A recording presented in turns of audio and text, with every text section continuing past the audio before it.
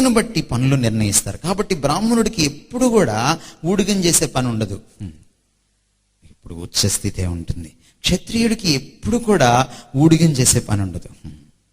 భారతదేశంలో మంత్రి గారిని ఏమని పిలుస్తారు? ఏమండి? మినిస్టర్. మినిస్టర్ అంటే తెలుసా? అది ఇంగ్లీష్ పదం. తెలుగులో ఏమని ఉంటుందంటే మహామంత్రి. మహామంత్రి తిమ్మరుసు. చదవలేదా మీరు? కానీ ఇంగ్లీష్ వాళ్ళ ఆలోచన చూడండి. మంత్రి అంటే ఇంగ్లీష్లో మినిస్టర్, మినిస్టర్ అంటే సర్వెంట్. తెలుగులో పాపం మన వాళ్ళు దాన్ని సరిగా ట్రాన్స్లేషన్ చేయలేదు. ఏమన్నారంటే ప్రతినిధులు అంట. ప్రజాప్రతినిధులు కాదు, వాళ్ళు ప్రజా సేవకులు. మొట్టమొదటిసారి జవహర్లాల్ నెహ్రూ గారు సంతకం పెట్టిన తర్వాత, ప్రైమ్ మినిస్టర్ అయిన తర్వాత, ఆయన పబ్లిక్ మీటింగ్లో మాట్లాడుతూ ఆయన ఈ మాట్లాంటాడు: minister means servant, prime minister means first servant. నేను మీ మొదటి సేవకుణ్ణి అని చెప్పాడు ఆయన.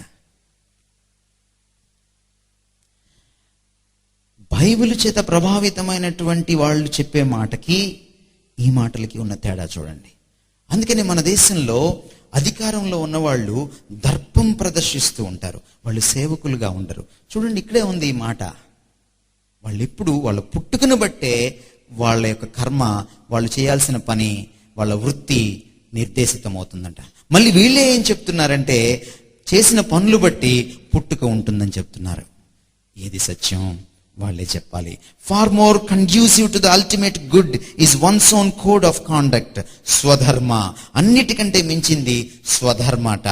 అంటే నేనేది చేస్తే అదే వేదం. Even though deficient in quality than an alien code of conduct, far easier to be practiced, though it may be. Manusmriti, Bhagavad Gita అయిపోయింది. మన ధర్మానికి మరొక బుక్ ఆఫ్ బేసిస్.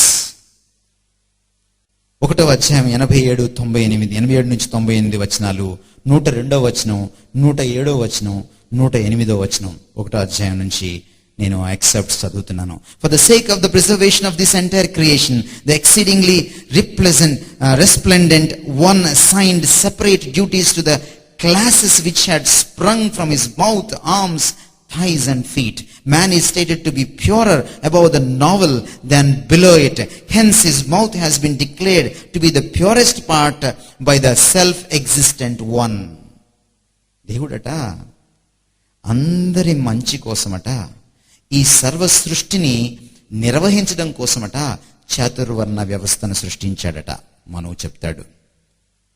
మనిషిని తీసుకుంటేనట ఈ బొడ్డు పైనుంచి ఉన్నదంతా కూడా పవిత్రమైందట, మంచిదట, శుభ్రంగా ఉంటుందట. బొడ్డు కింద నుంచి ఉండేదంతా కూడా చండాలమైందట, నీచమైందట అని చెప్తూ, పాపం అలా చెప్తే ఈ తొడల నుంచి వచ్చిన వాళ్ళు కూడా నీచులు అయిపోతారు. ఆ సంగతి ఆయనకి అర్థం కాలేదు. పాపం గబగబా చెప్పేసి ఉండుంటాడు.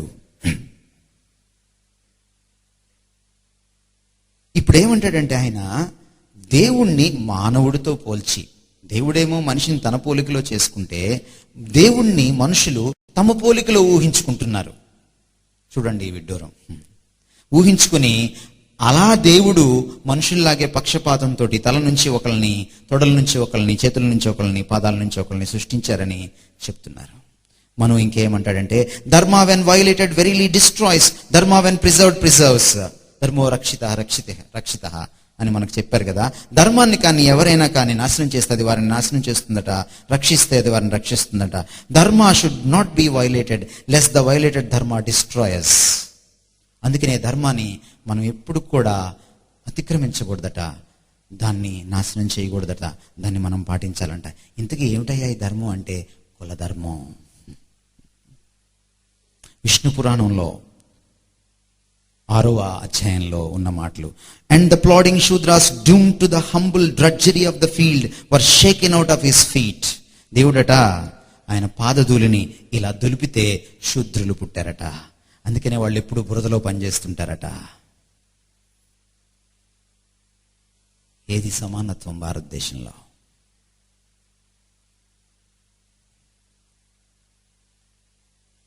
మీరు చెప్పండి ఇప్పుడు, కులం ఎవరిది? కులం ఎక్కడ పుట్టింది? ఈ కులాన్ని మనం నమ్మితే దేన్ని నమ్మినట్టు? మనుధర్మాన్ని నమ్మినట్టు, ఋగ్వేదాన్ని నమ్మినట్టు, భగవద్గీతను నమ్మినట్టు, విష్ణు పురాణాన్ని నమ్మినట్టు, చాంద్యోగ్య ఉపనిషత్తుని నమ్మినట్టు, ఇతర మతాల శాస్త్రాలని నమ్మినట్టు, దేవుణ్ణి పక్షపాతిని చేసినట్టు, దేవుడిలో సగం పవిత్రమైందని సగం అపవిత్రమైందని దేవుడి గురించినటువంటి తప్పుడు అవగాహన కలిగి ఉన్నట్టు కాదంటారా? అందుకే డాక్టర్ అంబేద్కర్ ఏమంటాడంటే, కులం అనేది మానసికమైన ఒక ఆలోచన, ఒక తాత్వికత, ఒక చింతన, ఒక దృక్పథం. It is a notion.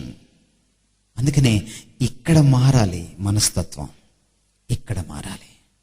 ఇక్కడ ఎప్పుడైతే మారుతుందో కులం మనలోంచి వెళ్ళిపోతుంది. ఏఎల్ బాషామ్ అనేటువంటి చరిత్రకారుడు ఏమంటాడంటే, ఆయన ఒక అద్భుతమైనటువంటి విషయాన్ని చూపిస్తాడు మనకి కులం గురించి. Early Tamil literature gives no evidence of caste, but the growth of Arya influence and the development of a more complex political and economic structure produced a system in some ways more rigid than that of the north. మనం అంతకుముందు భారతదేశాన్ని కానీ study చేస్తే, ఆర్యులు దండయాత్ర చేయకముందు 2 దండయాత్రలు చేశారు. చేయకముందు భారతదేశాన్ని చూసినప్పుడు, ముఖ్యంగా దక్షిణ భారతదేశాన్ని చూసినప్పుడు అత్యంత ప్రాచీనమైనటువంటి రచనలు ఎక్కడున్నాయంటే తమిళ దేశంలో ఉన్నాయి. తమిళ దేశంలో ఉన్నటువంటి అత్యంత ప్రాచీన రచనల్లో ఎక్కడ కుల ప్రస్తావన లేదు. కేవలం ఆర్యులు వచ్చి ఈ దేశాన్ని తమ గుప్పెట్లో పెట్టుకోవడానికి ఇది చేశారు. మనల్ని చాలా మంది మీది విదేశీ మతం అని అంటున్నారు. అసలు కుల వ్యవస్థే విదేశీ వ్యవస్థ. రుమీలా థాపర్ ఏమందంటే, గాంధీజీ గారికి ఆమె ఆన్సర్ చెప్పింది ఇండైరెక్ట్ గా, పరోక్షంగా. On the basis of varna the elite would be a closed group with a little or no upward mobility. Recruit to each group would be strictly through birth. పైన ఉన్న వాళ్ళు ఎప్పుడు పైనే ఉంటారు, కిందున్న వాళ్ళు ఎప్పుడు కిందే ఉంటారు. ఇది శ్రమ విభజన కాదు, పుట్టుకను బట్టి నిర్దేశించినటువంటి అంశము. ఇండియన్ రిలీజన్స్ అనేటువంటి తన పుస్తకంలో ఆయన రాస్తూ ఈ మాట్లాడినాడు. Those who did not find a place in these forward caste are called Panchamas. ఎవరైతే ఈ పైన ఉన్నటువంటి 3 అగ్రవర్ణాల్లో స్థానం సంపాదించుకోలేదో, లేకపోతే ఆ 4వ దాంట్లో కూడా స్థానం సంపాదించుకోలేదు, చాతుర్వర్ణ వ్యవస్థ బయట ఉన్నట్టుగా వాళ్ళని అవుట్ కాస్ట్, వెలివేసిన వారు పంచములు అన్నారు. Who are treated as untouchables. వాళ్ళని కనీసం తాకడానికి కూడా వీల్లేదు. And had to live outside villages. వాళ్ళు విలేజ్లు బయట, మనం పొలిమేరల్లోనే గ్రామాల్లో ఉండాలి. They were also called Dasyus, slaves. Evidently they were the pre Aryan Indians. అసలు ఈ దేశానికి సంబంధించిన వాళ్ళే వాళ్ళని వెలివేసేశారు. అసలు నేటివ్సే వాళ్ళు, అసలు సొంతూరు ఈ భారత గడ్డ వాళ్ళది.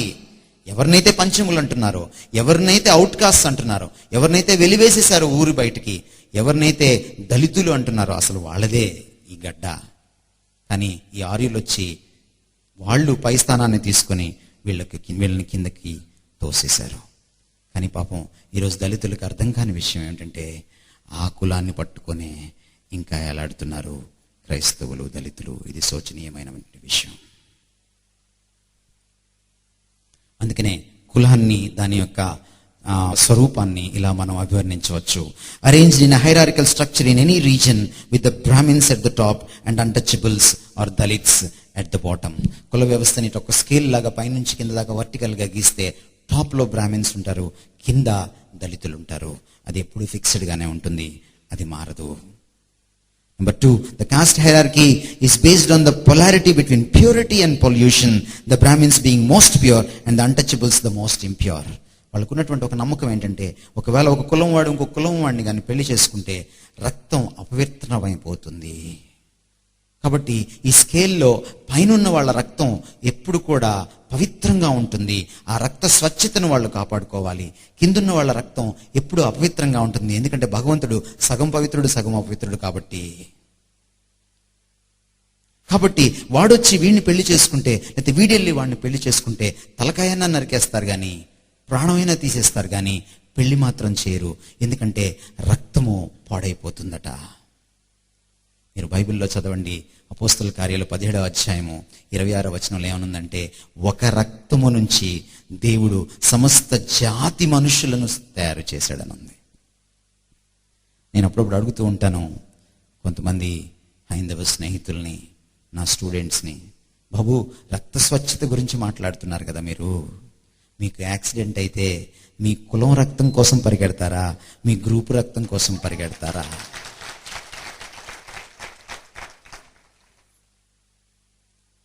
మూడవది క్యాస్ట్ ఉన్నటువంటి లక్షణం, the caste of any individual is inalienable, it is the property of the body and cannot be removed. ఒకసారి ఒక కులంలో నువ్వు పుట్టిన తర్వాత నువ్వు మార్చుకోవడానికి ససేమిరా సాధ్యం కాని పని.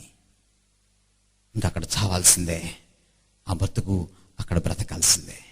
నువ్వు కులాన్ని మార్చుకోవడానికి ఎట్టి పరిస్థితుల్లో వీలు లేనే లేదు.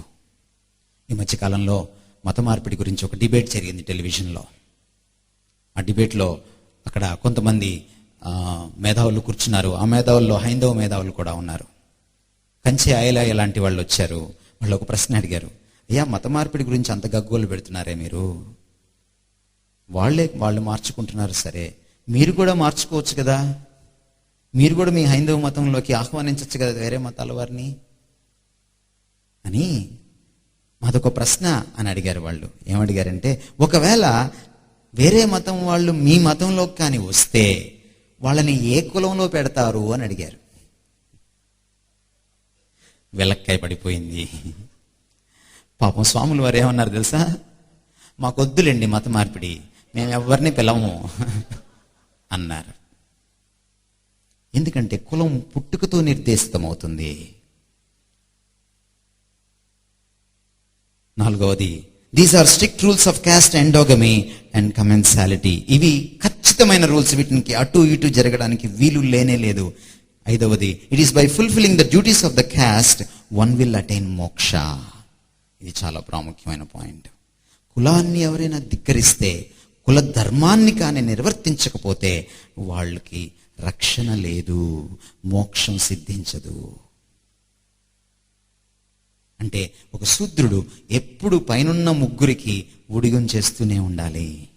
ఒక పంచముడు ఆ నలుగురికి ఊడిగం చేస్తూనే ఉండాలి. అలా చేయకపోతే అతను ఆ కుల ధర్మాన్ని నిర్వర్తించినట్టు కాదు. ఒకవేళ బ్రాహ్మణుడు దిగివచ్చి నేను ఊడిగం చేస్తానని అంటే గనక అతను మోక్షాన్ని పొందలేడు. నెక్స్ట్ జన్మలో మరి ఎలా పుడతాడో తెలియదు, నీచమైన పుట్టుక పుడతాడు. ఈరోజు కేంద్ర ప్రభుత్వానికి నాదొక ప్రశ్న.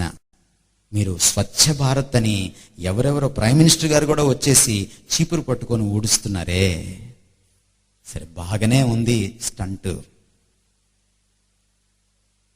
ఈ కులాలకు సంబంధించినటువంటి వాటిని, వృత్తుల్ని తారుమారు చేయమనండి ఈ కేంద్ర ప్రభుత్వాన్ని, అప్పుడు స్వచ్ఛ భారత్ అవుతుంది. అప్పుడు పైన ఉన్నవాడు కింద వాడికి ఊడిగం చేయమనండి. అప్పుడప్పుడు ఫోటోలో పడ్డానికి ఒక చీపురు పట్టుకొని ఊడవడం చాలా సులభం. కానీ ఊడిగాన్ని పక్కన పెట్టి పైనున్నవాడు కిందున్నవాడికి ఊడిగం చేయడం చాలా కష్టమైన పని. అప్పుడు స్వచ్ఛ భారత్ అందాం దాన్ని. అలాంటి సమానత్వాన్ని ఎవరివ్వగలరు? బైబిల్లో ఉన్న మాట ఏంటంటే, దేవుడు మనిషిని సృజించినప్పుడు స్త్రీని పురుషుని సమానంగా తన పోలికలో సృజించుకున్నాడని ఆదికాండం 1వ అధ్యాయం 26-27 వచనాల్లో ఉంది. తన పోలిక చొప్పున నరుని చేసెను, స్త్రీనిగాను పురుషునిగాను వారిని చేసెను. ఇద్దరికి అద్భుతమైన సమానత్వాన్ని తన పోలికలో ఇచ్చాడు. ఆ తర్వాత పాపం చేసి స్త్రీ అసమానత్వాన్ని తెచ్చుకున్నప్పుడు పురుషుడు నిన్ను ఏల్తాడని దేవుడు చెప్పిన తర్వాత మళ్ళీ క్రీస్తులో ఆ నిత్య జీవంలో వాళ్ళు మీకు పాలిభాగస్తులు అవుతారని పేతురు రాస్తాడు భార్యల గురించి. గలతీ పత్రిక 3వ అధ్యాయం 28వ వచనం మీరు చదివితే, ఇప్పుడు క్రీస్తు యేసునందు దాసుడని లేదు, స్వతంత్రుడని లేదు, యూదుడని లేదు, గ్రీకు దేశస్థుడని లేదు, స్త్రీ అని లేదు, పురుషుడని లేదు, అందరూ క్రీస్తులో ఏకమై ఉన్నారని పౌలు చెప్తాడు.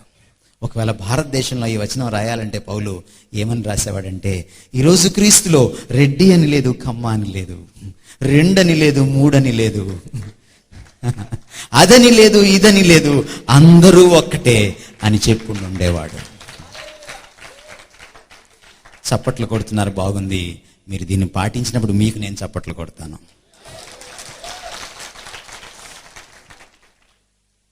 బైబిల్ సుస్పష్టంగా చెప్తుంది, దేవుడు పక్షపాతి కాదు. రోమాపత్రిక 2:11 చాలా సుస్పష్టమైన మాట ఏంటంటే, దేవుడికి పక్షపాతము లేదు.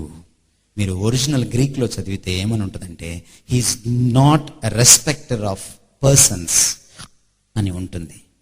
వ్యక్తులను ఇటు ఒకళ్ళుగా అటు ఒకళ్ళుగా, ఒకళ్ళని ఎక్కువగా ఇంకొకళ్ళని తక్కువగా చూచేవాడు కాదు అని ఒరిజినల్ గ్రీక్లో ఉంటుంది. కాబట్టి నిజంగా దేవుడైతే ఒకళ్ళని ఉన్నతంగాను ఒకళ్ళని నీచంగాను సృజించడు. అప్పుడు ఆయన పక్షపాతి అవుతాడు. అప్పుడు ఆయన దేవుడు కాడు. బైబిలు దేవుడికి కులంకి సంబంధించినటువంటి ఆ దేవుడు వ్యతిరేకి. ఒకవేళ అలాంటి వాడు ఉండి ఉంటే, బైబిల్లో ఉన్న మాట ఏంటంటే, వేల్పులలో నీ వంటి వాడు లేడు. మరి ఈ దేవుణ్ణి పూజించే వాళ్ళు వేల్పులలో ఉన్నటువంటి అటువంటి వాడిని పూజిస్తే ఇండైరెక్ట్గా కులం ద్వారా దేవుడు మెచ్చుకుంటాడా? క్రైస్తవులకు శ్రమ కాదా? దేవుని ఉగ్రతకు మనం పాత్రులం కాదంటారా? ఆలోచన చేయండి. మనుషులందరినీ సమానంగా దేవుడు సృష్టించాడు. అందుకనే పౌలు చెప్తాడు, ఒక్క జాతి మనుషుల నుంచి, గ్రీక్లో చదివితే ఒక్క రక్తము నుంచి సమస్త జాతి మనుషుల్ని సృజించాడు. మళ్ళీ సమానత్వం అక్కడ కనబడుతుంది. రోమాపత్రిక 3:23 చదివితే ఏ భేదం లేదు, అందరూ పాపం చేసి దేవుడు అనుగ్రహించిన మహిమను పొందలేకపోతున్నారు. దేవుడి ముందు బ్రాహ్మణుడు పాపే, దళితుడు పాపే, అందరూ సమానులే. మనం ఏం చేస్తుంటామంటే, ఎవరో ఒక అగ్రవర్ణం నుంచి రక్షణ పొందగానే వాళ్ళకి పెద్దపీట వేస్తుంటాం మనం. తప్పది. ఎవరు మారు మనసు పొందినా ఒకటే.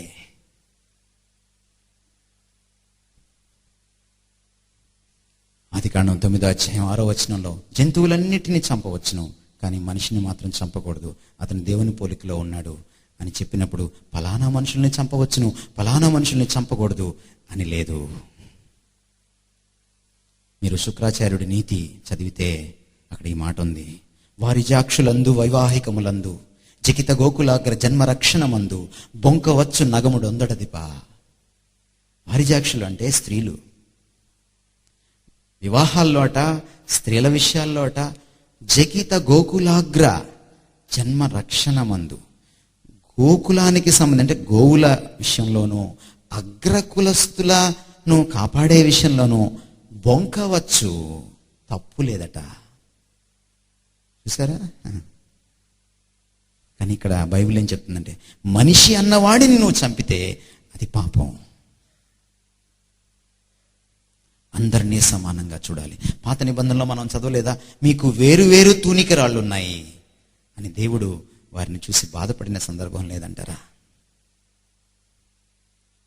కాబట్టి దేవుని పోలికలో పుట్టినటువంటి ఒక మానవుణ్ణి ఒకడిని గొప్పవాడిగాను ఒకడిని తక్కువవాడిగాను, లేకపోతే ఒకడిని దళితుడిగాను నీచుడిగాను పంచముడిగాను అధముడిగాను చూడడం దేవుణ్ణే అవమానపరిచినట్లు. దేవుని పోలికను అవమానపరిస్తే దేవుణ్ణి అవమానపరిచినట్టు. కులాన్ని పాటించు వాళ్ళు దేవుణ్ణి ఆరాధించలేదు, దేవుణ్ణి అవమానిస్తారు. వాళ్ళు క్రైస్తవులైనా క్రైస్తవేతరులైనా సృష్టికర్తను అవమానించేవారే. కాబట్టి కులం సృష్టికర్తకు, దేవుడికి, మానవ జాతికి వ్యతిరేకమైంది. మాటలు విన్నందుకు మీకు ధన్యవాదాలు. బైబిల్లో క్యాస్ట్ అన్నా గోత్రం అన్నా ఒకటేనా, లేకపోతే రెండు వేరా? ఆ సంఖ్యాకాండం ఆఖరి అధ్యాయంలో ఇశ్రాయేలీలు ఎవరి గోత్రం వారు ఆ గోత్రంలోనే పెళ్లి చేసుకోవాలి అని ఉంది. ఇప్పుడు క్రిస్టియన్స్ ఎవరినైనా పెళ్లి చేసుకోవచ్చా, లేకపోతే ఏ గోత్రంలో ఆ గోత్రం అన్నట్టుగా క్యాస్ట్ అనేది పెళ్లిళ్ళలో చూస్తున్నాం కదా, అలా చూడొచ్చా చూడకూడదా? అబ్రహాము ఆదికాండం 24:3 తన దాసుడితో, నా స్వజనుల దగ్గరికి వెళ్ళి నా కుమారుడైన ఇస్సాకుకి భార్యను తీసుకురన్నాడు.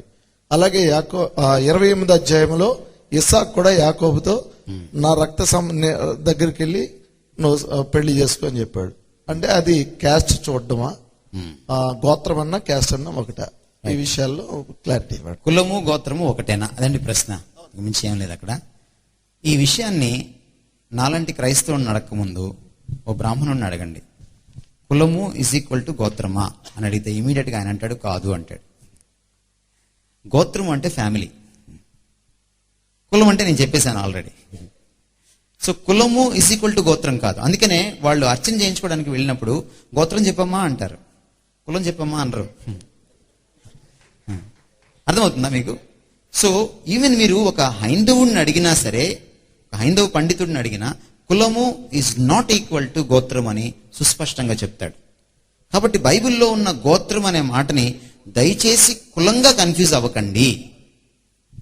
చుట్టాల్లో చేసుకోవడం అనేది ఇప్పటికీ ఉంది మనకి, చుట్టాల్లో చేసుకోవడం ఇప్పటికీ ఉంది. ఆ చుట్టాల్లో ఉన్న వాళ్ళు సేమే అవ్వాల్సిన పని లేదు. ఉదాహరణకి యేసుక్రీస్తు వంశావళిలోకి రాహాబ్ వచ్చింది. ఏ కులం ఏ గోత్రం ఆవిడది? అబ్రహాం ఏమన్నాడంటే, నేను ఎక్కడ నివాసం ఉన్నానో ఆ కనానీయుల కుమార్తెలలో ఒక దానిని చేసుకోక స్వజనుల దగ్గరికి, బంధువుల దగ్గరికి వెళ్ళి చేసుకోమన్నాడు. అంటే స్వదేశీలనే చేసుకోవాలా, అమెరికాలని చేసుకోవాలి? నేను అందుకే వస్తున్నాను అక్కడికి. ఆదాము పిల్లలు చేసుకునేటప్పుడు చెల్లెళ్ళని చేసుకున్నారు. అబ్రహాము పిల్లలు చేసుకునేటప్పటికి మేనమామ కూతురులను చేసుకున్నారు. తేడా వచ్చిందా తేడా? రైట్.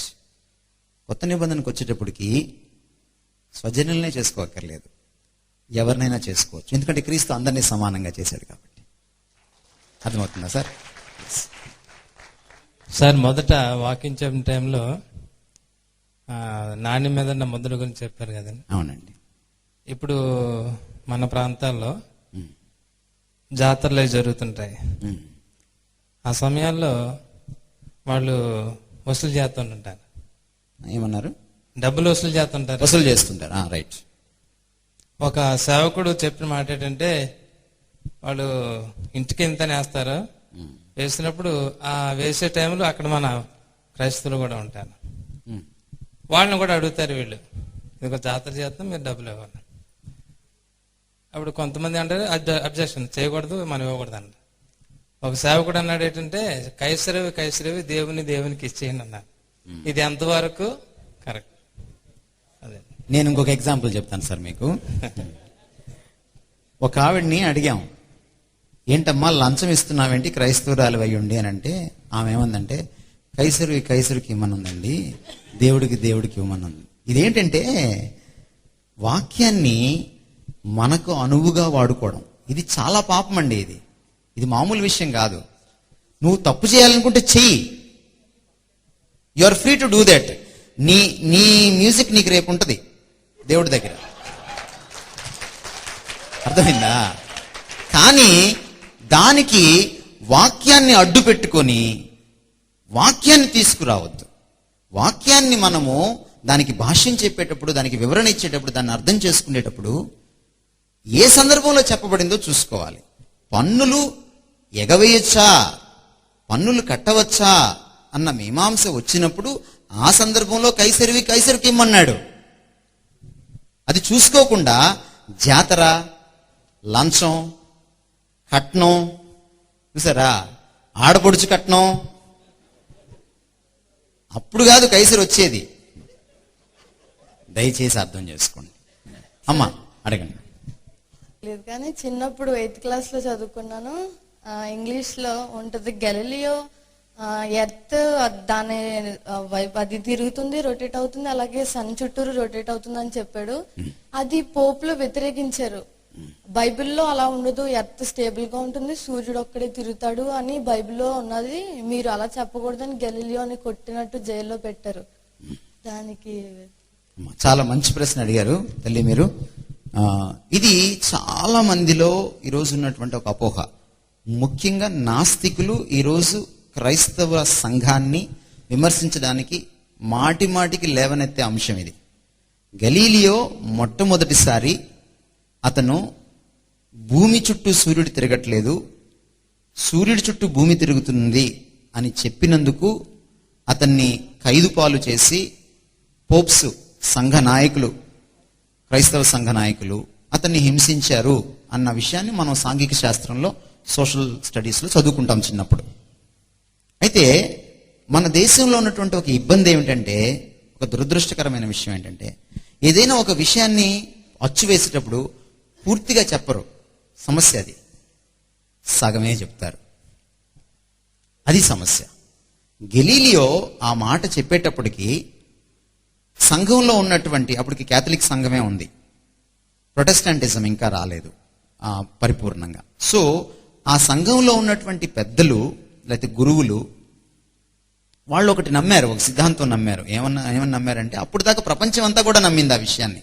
కేవలం క్రైస్తవ సంఘమే కాదు, లేకపోతే గురువులే కాదు, మత గురువులే కాదు, ప్రపంచంలో 80% మంది 90% మంది ఈ విషయాన్నే నమ్మారు. ఏమిటది? భూమి చుట్టూ సూర్యుడు తిరుగుతున్నాడు అని. జియోసెంట్రిక్ యూనివర్స్ అనేటువంటి సిద్ధాంతాన్ని నమ్మారు వాళ్ళు. జియోస్ అంటే భూమి. అయితే గెలీలియో అది కరెక్ట్ కాదు, భూమి సూర్యుడి చుట్టూ తిరుగుతుందే తప్ప భూమి చుట్టూ సూర్యుడు తిరగట్లేదని మొట్టమొదటిసారి హీలియోసెంట్రిక్ యూనివర్స్ గురించి ప్రతిపాదించాడు. ఎప్పుడైతే అలా ప్రతిపాదించాడో సంఘంలో చాలా మంది గెలీలియోకి సపోర్ట్ చేశారు కూడా. ఆ విషయాలను పాఠ్యపుస్తకాల్లో రాయట్లా.